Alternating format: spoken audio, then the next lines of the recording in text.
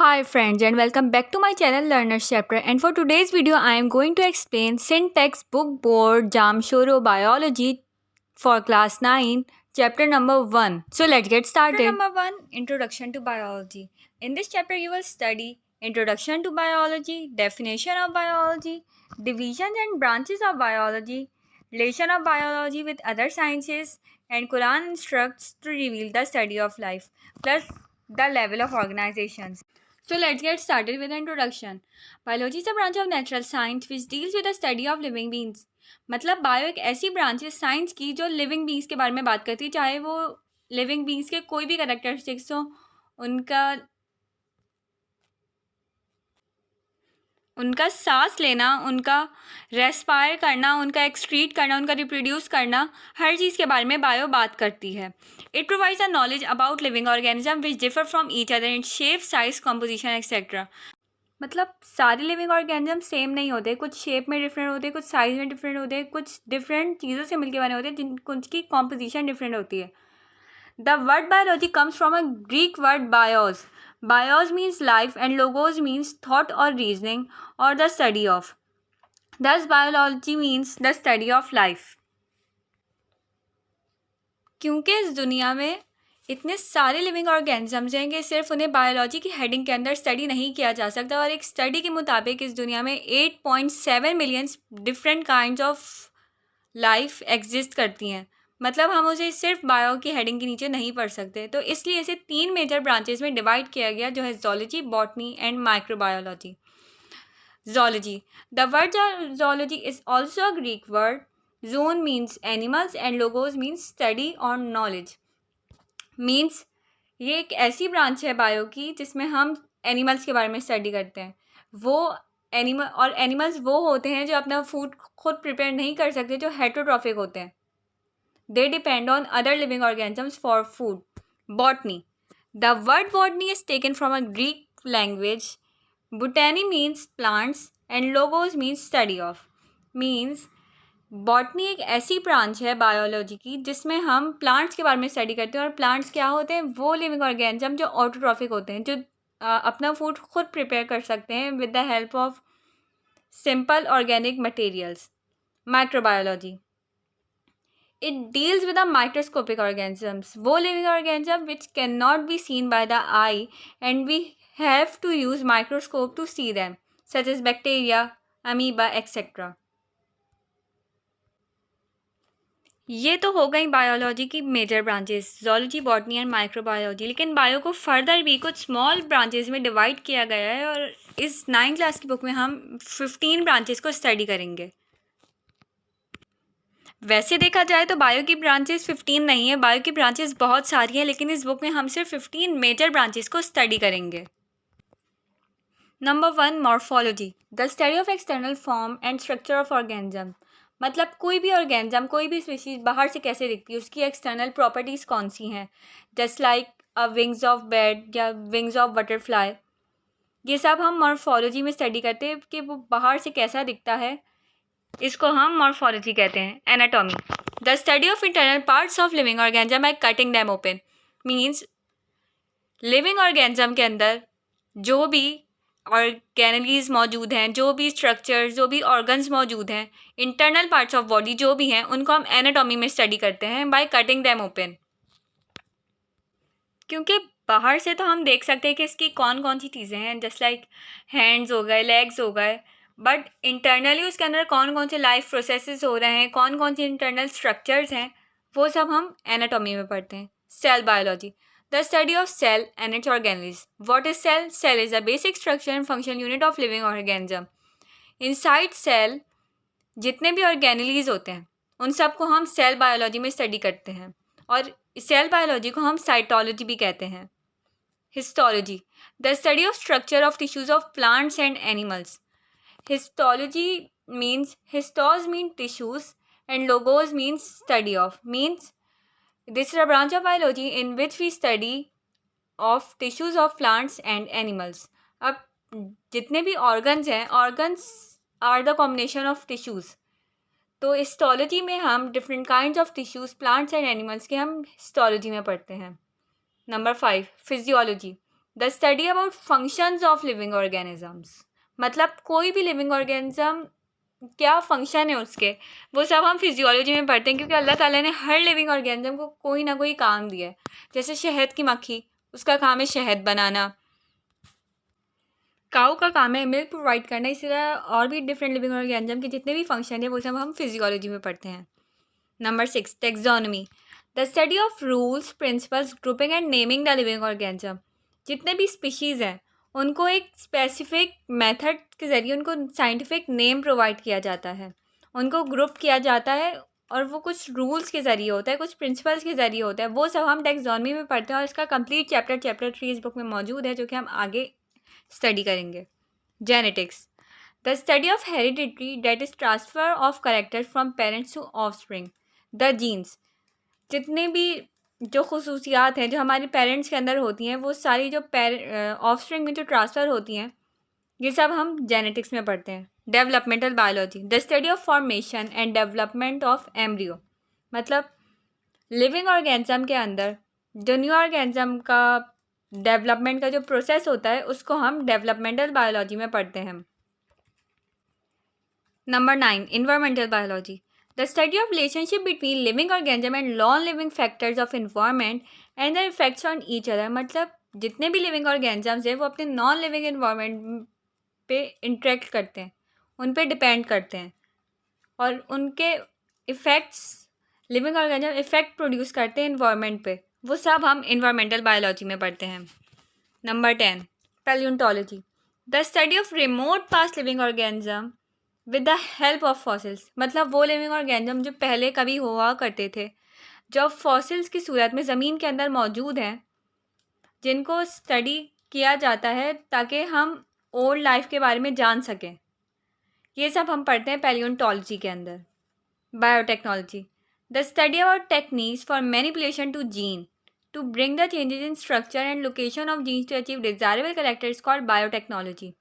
मतलब new living organism के अंदर चेंजेस करना, उसकी जीन्स में चेंजेस करना ताकि desirable character, desirable organism produce हो सके, वो हम पढ़ते हैं बायोटेक्नोलॉजी के अंदर। Socio biology, the study of social behaviour of living organism, that is interaction between themselves. मतलब जितने भी लिविंग ऑर्गेनिज्म हैं, जैसे ह्यूमंस हैं, वो आपस में इंटरेक्ट करते हैं, एक दूसरे से सोशली इंटरेक्ट होते हैं, एक दूसरे से बात करते हैं। ये सब हम सोशियो बायोलॉजी के अंदर पढ़ते हैं। अब जैसे एनिमल्स और लिविंग ऑर्गेनिजम्स, ह्यूमन बींग्स का आपस में इंट्रैक्शन, उनका सोशल बिहेवियर, ये सब हम सोशियो बायोलॉजी में पढ़ते हैं। Parasitology, the study of parasites. जितने भी पैरासाइट्स हैं इस दुनिया में, उनको हम पैरासिटोलॉजी में पढ़ते हैं।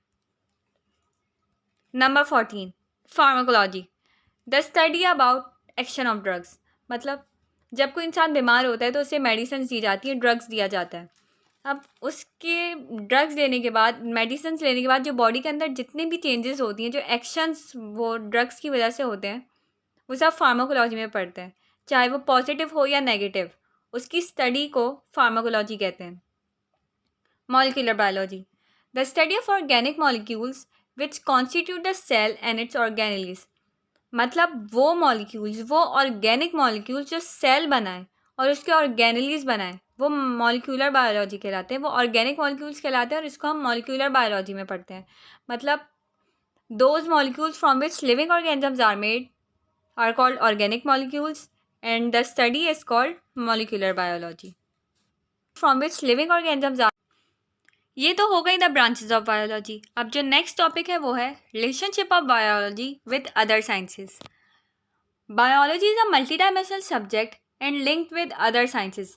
मतलब bio is a branch of science, और ये दूसरी ब्रांचेस, साइंस की जो दूसरी ब्रांचेस हैं उनसे भी लिंक करती है। मतलब ये बहुत ही ज़्यादा वाइड ब्रांच है जिसकी डायमेंशन हर जगह फैली हुई है, ये हर ब्रांच से लिंक करती है। For example, the movement of animals follows the laws of motion in physics. जब कोई भी एनिमल या ऑर्गेनिज्म मूव करता है, वो लॉज ऑफ मोशन फिजिक्स में गिवन बाय द न्यूटन, वो फॉलो करते हैं। Biology is interdisciplinary science. मतलब वो साइंस जो दूसरी चीज़ों से भी लिंक करती है, जिसकी नॉलेज बहुत ज़्यादा वाइड है, जो बहुत सारी चीज़ों से लिंक करती है, बहुत सारी साइंसेस से लिंक करती है, which is related with other sciences. Some of these are mentioned below. Biophysics. It is a branch of physics in which laws and techniques of physics are applied to explain the processes of life.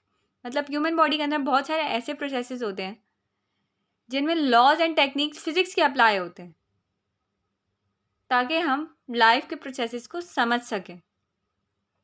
It comes under biophysics. Like the radiophysics branch, where radioactive isotopes are used to classification of different materials within the organism.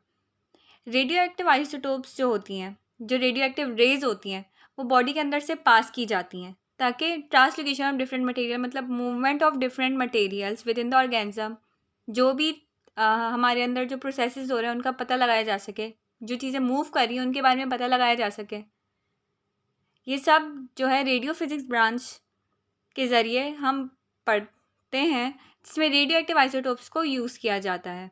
Radio labelling and carbon dating also show some uses of radioactive isotopes in find the age of fossils, use of sound waves as ultrasound and laser technology.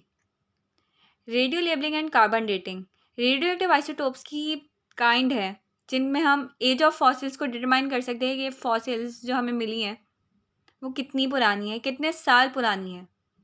Ultrasound test जो किया जाता है उसमें sound waves को पास किया जाता है body से ताकि जो भी बॉडी के अंदर मटेरियल्स मूव कर रहा है या जो भी प्रोसेस हो रहा है उसका पता लगाया जा सके. Laser technology. Laser is a field of atomic physics and laser stands for light accumulation by stimulated emission of radiation, in which laser beam जो है हमारी बॉडी में जैसे बहुत सारे ट्यूमर्स वगैरह को डिस्ट्रक्ट करने में हेल्प करती है. गॉल ब्लैडर और किडनी स्टोन्स जो होते हैं उनको ख़त्म करने के लिए यूज़ होती है लेज़र. और ये सारी चीज़ें रिलेशन शो करती हैं physics with bio. It comes under biophysics, biometry और biomathematics. The branch of mathematics which collect data of living organism, मतलब जो भी डेटा हो लिविंग ऑर्गेनिज्म का, जैसे कि एक ईयर में कितनी डेथ्स हुई या कितने ऑफस्प्रिंग्स प्रोड्यूस हुए, इन सब का डेटा कलेक्ट करना, या कितनी डिजीज़, कौन सी डिजीज़ ज़्यादा हुई, ये सब इन सब का जो डेटा कलेक्ट होता है वो बायोमेट्री में होता है, बायो मैथमेटिक्स में होता है. It plays very important role in research. ये रिसर्च में हेल्प करता है कि कौन सी डिजीज़ ज़्यादा हुई, क्यों हुई, इसकी रीज़न क्या थी. It comes under biometry. Biochemistry. It is a branch of biology which deals with the study of molecules which form living organism और सेल.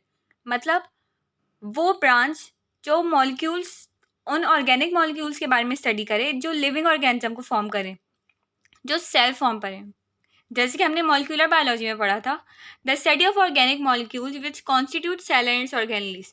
वो ऑर्गेनिक मॉलिक्यूल्स जो सेल बनाए, लिविंग ऑर्गेनिज्म को फॉर्म करें, ये आता है बायोकेमिस्ट्री के under. And requires authentic knowledge about biology and chemistry to explain the synthesis of biomolecules. Authentic knowledge इसमें चाहिए होती है बायो की और केमिस्ट्री की, कि किस तरीके से मॉलिक्यूल्स फॉर्म हो रहे हैं, किस तरीके से मॉलिक्यूल्स डिस्ट्रक्ट हो रहे हैं, किस तरीके से न्यू ऑर्गेनिज्म फॉर्म हो रहे हैं, न्यू ऑर्गेनिक मॉलिक्यूल्स फॉर्म हो रहे हैं, लिविंग ऑर्गेनिज्म फॉर्म हो रहे हैं, सेल फॉर्म हो रहे हैं. ऑथेंटिक नॉलेज चाहिए होती है तो explain the synthesis of biomolecules. Biomolecules वो मॉलिक्यूल जो सेल बनाते हैं. And function of different molecules in the body of organism. और डिफरेंट मॉलिक्यूल्स का फंक्शन एक बॉडी में ऑर्गेनिज्म के जो हो रहे होते हैं, ये सब हम बायोकेमिस्ट्री में पढ़ते हैं. Biogeography. It deals with the distribution of different living organism in different geographical regions of the world. Many living organism are restricted to particular geographical regions due to environmental conditions. मतलब just like polar bear है, वो सिर्फ आइसी areas में रहता है, north pole south pole में, और जो भी आइसी एरियाज़ होते हैं वो वहीं रहते हैं. क्यों? क्योंकि उसकी जियोग्राफी सिर्फ वही है, वो वहीं रह सकता है सिर्फ क्योंकि उसकी बॉडी सिर्फ आइसी रीजन्स में रहने की आती है. अगर उसे किसी डेजर्ट में ला के छोड़ दिया जाए तो वो मर जाएगा, वो सर्वाइव नहीं कर सकता है, क्योंकि उसकी बॉडी में जितने भी प्रोसेसेस हैं वो आइसी रीजन्स में होने की आती हैं. हॉट एरियाज़ में आके वो अल्टीमेटली स्टॉप हो जाएंगे और वो ऑर्गेनिज्म डाई हो जाएगा. इस तरीके से और भी बहुत सारे ऑर्गेनिज्म हैं जो एक पर्टिकुलर रीजन में ही सर्वाइव कर सकते हैं. Just like camels mostly deserts में पाए जाते हैं, हॉट एरियाज़ में पाए जाते हैं, लेकिन अगर हम उन्हें आइसी एरियाज़ में जाके छोड़ देंगे तो वो मर जाएंगे क्योंकि वो वहाँ सर्वाइव नहीं कर सकते. उनकी बॉडी के जो प्रोसेसेस हैं वो वहाँ नहीं हो सकते. क्योंकि उनकी बॉडी इस तरीके से मेड होती है कि वो सिर्फ एक पर्टिकुलर जियोग्राफी में ही सर्वाइव कर सकें। ये सब हम बायोजियोग्राफी में पढ़ते हैं। Next, bio economics. It deals with the economically important organisms involved in the production. Example, meat production sector calculate for cost value and profit value. मतलब जो भी organisms हैं वो economically अगर हमारे लिए important हो, just like cows, goats, ये मीट हमें प्रोवाइड करते हैं, तो इसको हम कैलकुलेट करते हैं कॉस्ट वैल्यू और प्रॉफिट वैल्यू के लिए, जिससे हमें फ़ायदा मिले. It comes under bioeconomics. So I am going to end up my video here, and the next topics I will cover in the upcoming videos. So don't forget to like, share and subscribe my channel, and if you have any comments or any questions, then just comment down. I will answer it in the upcoming video. Thanks for watching.